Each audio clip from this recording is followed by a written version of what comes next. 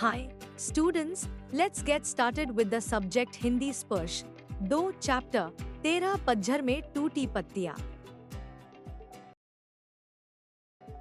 रविंद्र केलेकर 1925 से 2010 उदास स्माइली 7 मार्च 1925 को कोंकण क्षेत्र में जन्मे रविंद्र केलेकर छात्र जीवन से ही गोवा मुक्ति आंदोलन में शामिल हो गए थे।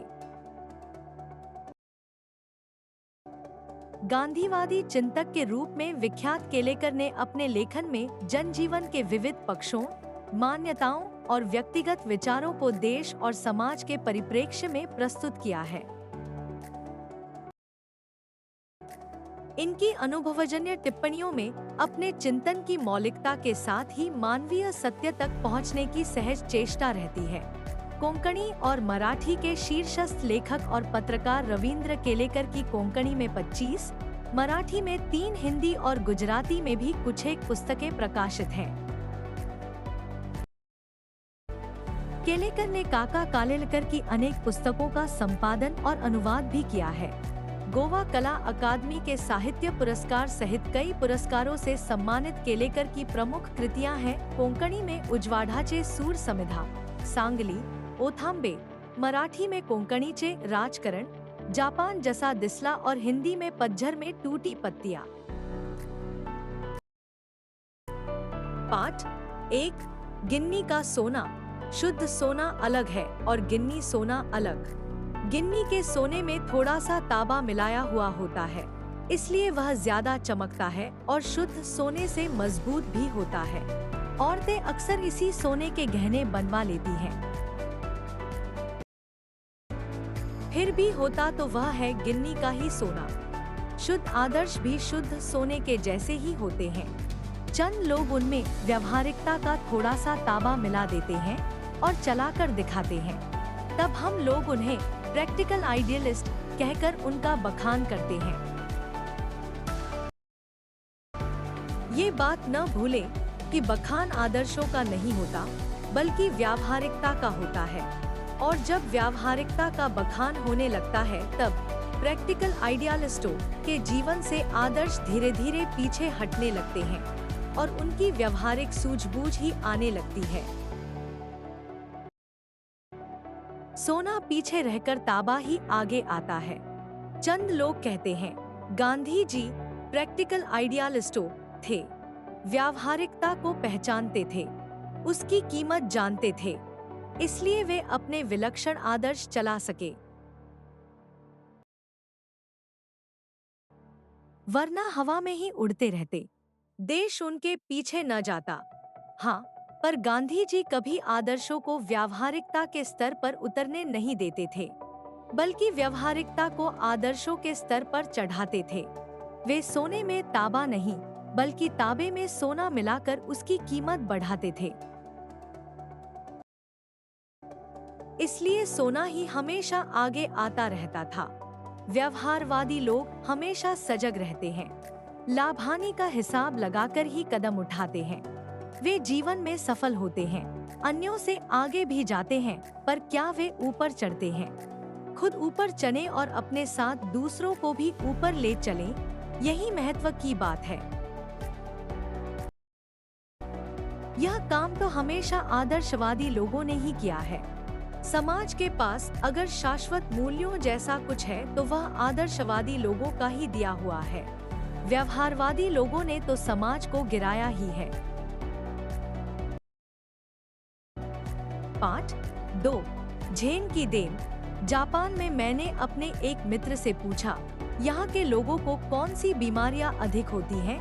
मानसिक। उसने जवाब दिया, यहाँ के 80% लोग मनोरुग्ण हैं।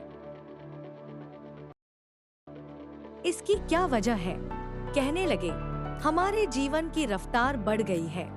यहाँ कोई चलता नहीं, बल्कि दौड़ता है। कोई बोलता नहीं, बकता है। हम जब अकेले पड़ते हैं, तब अपने आप से लगातार बड़बड़ाते रहते हैं। अमेरिका से हम प्रतिस्पर्धा करने लगे।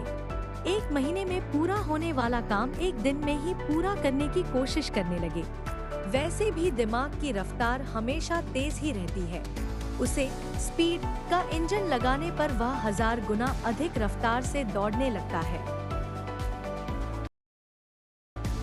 फिर एक क्षण ऐसा आता है जब दिमाग का तनाव बढ़ जाता है और पूरा इंजन टूट जाता है। यही कारण है जिससे मानसिक रोग यहाँ बढ़ गए हैं। शाम को वह मुझे एक टी सेरेमनी में ले गए। चाय पीने की यह एक विधि है। जापानी में उसे चानोयो कहते हैं। वह एक 6 मंजिली इमारत थी जिसकी छत पर दफ्ती की दीवारों वाली और तातामी चटाई की जमीन वाली एक सुंदर पर्णकुटी थी। बाहर बेड बसा एक मिट्टी का बर्तन था। उसमें पानी भरा हुआ था। हमने अपने हाथ पांव इस पानी से धोए। तौलिए से पोंछे और अंदर गए। अंदर चाइनीज बैठा था। हमें देखकर वह खड़ा हुआ। कमर झुकाकर उसने हमें प्रणाम किया। दो झो आइए, तशरीफ लाइए कहकर स्वागत किया। बैठने की जगह हमें दिखाई। अंगीठी सुलगाई। उस पर चायदानी रखी। बगल के कमरे में जाकर कुछ बर्तन ले आया। तौलिए से बर्तन साफ किए। सभी क्रियाएं इतनी गरिमापूर्ण ढंग से की कि उसकी हर भंगिमा से लगता था मानो जय जयवंती के सुर गूंज रहे हों। वहाँ का वातावरण इतना शांत था कि चायदानी के पानी का खदबदाना भी सुनाई दे रहा था। चाय तैयार हुई। उसने वह प्यालों में भरी। फिर वे प्याले हमारे सामने रख दिए गए।